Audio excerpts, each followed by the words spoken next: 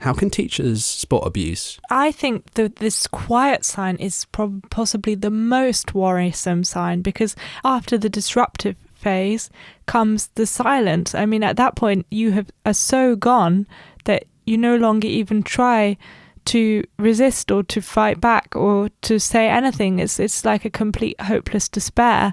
And that point is so dangerous because you're really at your life's end at that point. There is no hope. There is no way forward. And if you see a child in that state, it's such a worrying place for that child to be in, that should be one of the biggest signs to look out for. You feel that when a child becomes very silent, Yeah. That's a very strong sign. I would agree.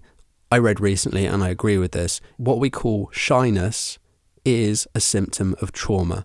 In essence, we've decided to label those victims of trauma who are so scared of social situations that they dare not speak, or they feel uncomfortable, awkward, and reluctant to be present. We call those people shy.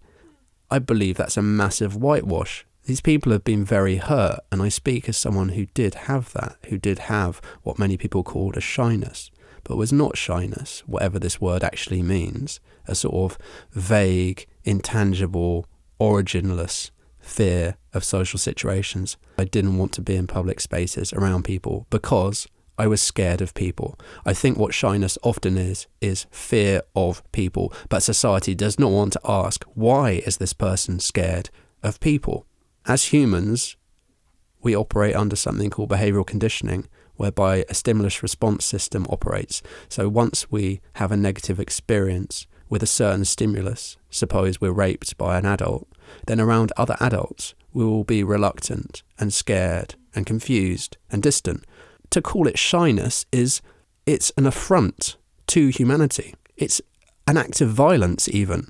To call someone shy who has been hurt, it's such a lack of vision, such a lack of understanding. Yeah, I feel very strongly about that. I have this problem a lot of the time because I still feel very scared around adults, around a lot of people, around most people.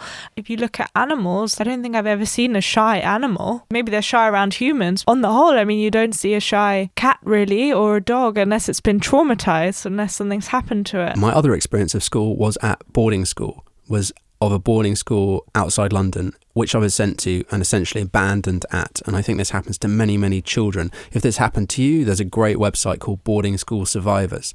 And you can go to this website and you can get psychological counselling and help related to this experience. And I think so many people were encouraged not to speak out. And I think so many of them blocked that experience out. And I fear, and I hope it's dissipated, there was a sort of small resurgence in interest in boarding school on account of the Harry Potter movies, because the Harry Potter movies depict sort of idealistic, magical place where children go to learn about the intriguing mysteries of life and the natural world and ways in which they can cast spells. However, the reality of boarding school for me and for many children that I've spoken to and many survivors of boarding school is that it's a deep and dark and terrifying place, very akin to a prison, where many children who have been neglected and abandoned by their parents are then invited to raise themselves and to inflict anger and pain on each other because of that abandonment. I think it's another very, very disturbing, ugly British construct. And it's not surprising to me that the most malicious modern society, one that has repeatedly pillaged and exploited other countries, one that has repeatedly invaded other countries without any self-reflection or anyone telling them to stop, should have come up with this concept. Looking back at my time in England and at the British school system, it really doesn't surprise me that these were the same people who murdered millions of Indians, who starved Irish people. It doesn't surprise me that these people who went unchecked in their violence for so many hundreds of years, who have something called a monarchy, which is a disgusting system in which you give humans gold hats and tell them that they're above everyone else. It doesn't surprise me that these people who hang a flag, the Union Jack, the British flag, which to me is a swastika, is worse than a swastika, because a swastika is recognised as a symbol of evil and malevolence, whereas the British flag, it's gone unremarked largely as this symbol of deep evil. But now, having left the UK, having looked back very carefully at my childhood, having looked very carefully back at the crimes of the British Empire, I now recognise that the Union Jack is a swastika. there is no difference. The only difference between a Union Jack and a swastika is that most Germans have the good sense and awareness not to fly the swastika.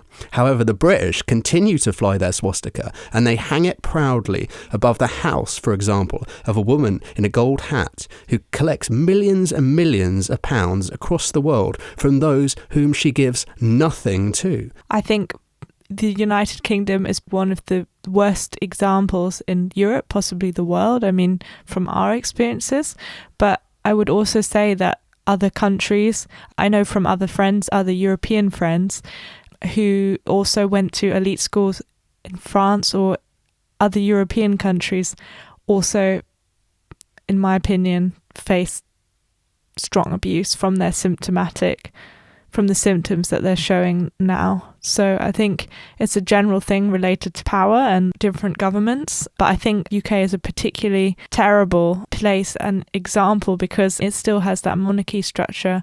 It still has this incredible divide between the rich and the poor, and probably one of the worst examples that you can find